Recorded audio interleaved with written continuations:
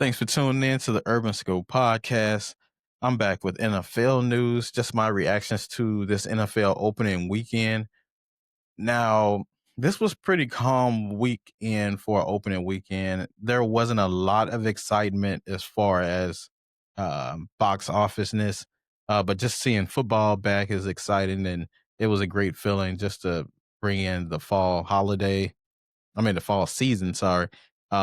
So I mean, they started off kind of good, but I'm not a big fan of the rivalry games, division rivalry games being for week one because usually they need tune-ups, they need a little warm up to get to those division games because they mean so much, especially for playoff contention and playoff seeding and things like that.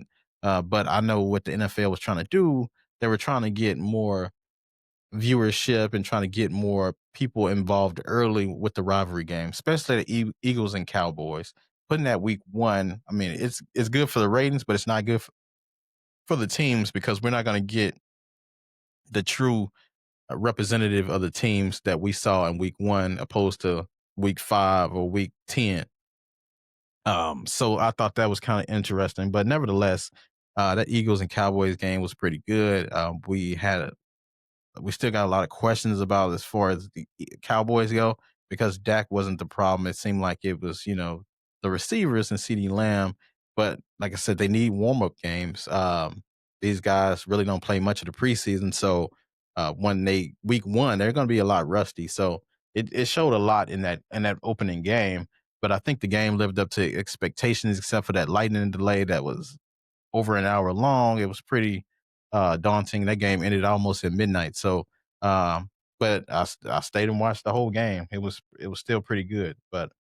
Um, but the Eagles seemed like they picked up where they left off, especially on the offensive end. Now the defensive end missing a lot of pieces, and then of course they was missing Jalen Carter for him getting ejected very early in that game. But um, Friday night was kind of different because the game was on YouTube, which I think the NFL should go to more because you can get more. They get more viewers. I'm not sure what the money looks like as far as YouTube goes when they live stream it, but I'm pretty sure YouTube would pay them a lot of money to broadcast those games, and it's more convenient for the viewer because the problem with the NBA is that they have so many different networks that you can watch the game on. You got the NFL, I mean, you got the NBA League Pass, and then you have ESPN, you got ABC, you got these other different networks and apps that you have to download to watch these games.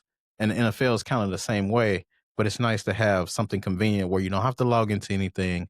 You can log in from the comfort of your phone or from your device, your Apple TV or Roku or whatever, and watch these games opposed to buying some subscription to something you only gonna watch once, like a Paramount Plus, things like that, and the Peacock channel so many different networks. You don't need all of those.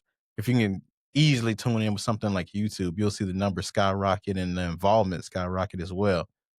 But that was just a side note. But that Chiefs and Chargers game in Brazil. Um, it wasn't the same level of rivalry that the Cowboys and Eagles is, but nevertheless, it's still a good one. I think the Chiefs have a lot of work to do as far as their offense goes and defense, because their defense has never been elite. It's always been opportunistic since Patrick Mahomes has been there, and it's never been a defense where you're like, oh, they're just gonna shut them down today. No, their offense is their defense. If they score enough points, they put pressure on the other team's offense to make mistakes, and that's how they were doing it. But Travis Kelsey is getting older. Juju Smith Schuster is getting older. Even Patrick Mahomes look older now, just from him not being able to evade tacklers like he used to earlier in his career. Now he seems more, in a pocket passer and kind of more stagnant. So they have a lot of work to do, but they didn't surprise me. I expected that from the Chiefs this year because they just getting older and they getting tired from all the runs that they did. So it's only a matter of time. Most people expect other teams to come out of the AFC West this year to end that streak that they've had, impressive streak that the Chiefs had. Um, Aaron Rodgers, he actually looked good for a game, but like I told people before, it was just the Jets. I don't expect him to do this all year. I expect him to be pretty up and down. He was pretty confident about, silencing the haters after that game, but I don't buy it.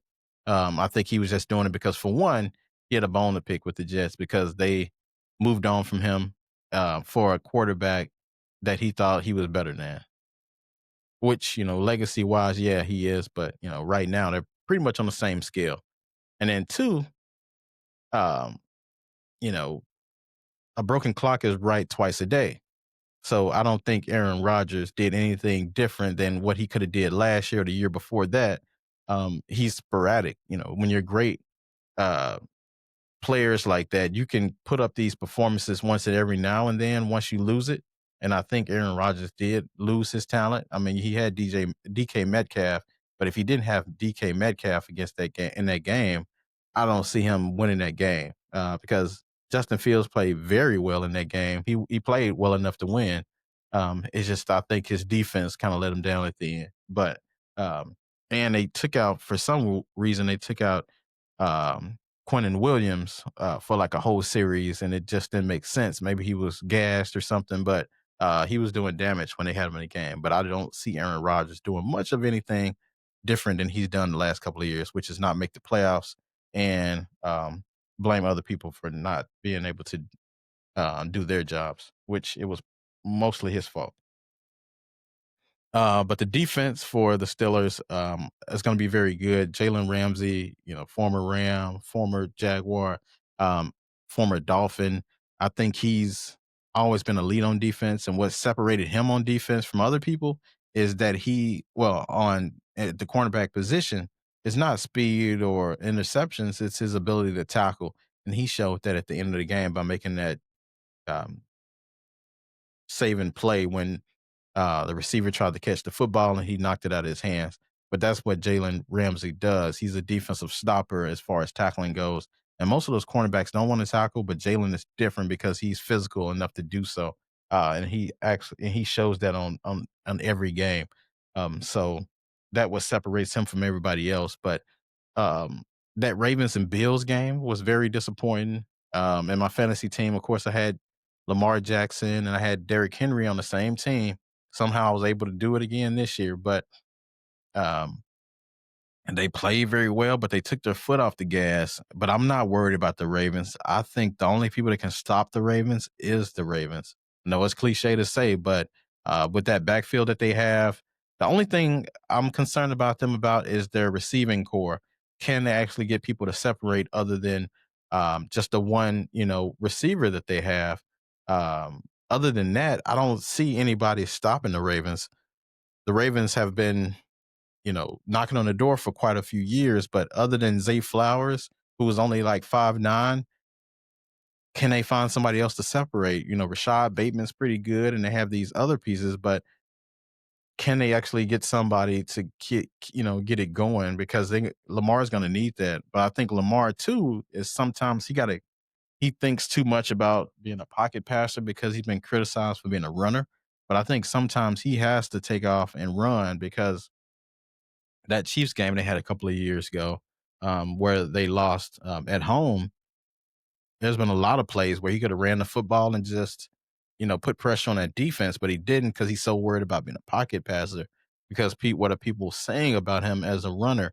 But you have to use that to your advantage. They're just trying to talk you off. They're trying to talk him out of this game to be a pocket passer, so they don't have to worry about his running.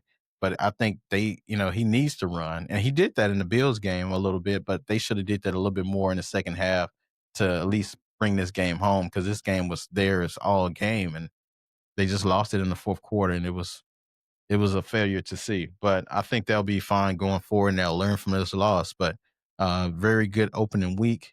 I look forward to the rest of the weeks and see where this goes. So until next time, I'll see you next time.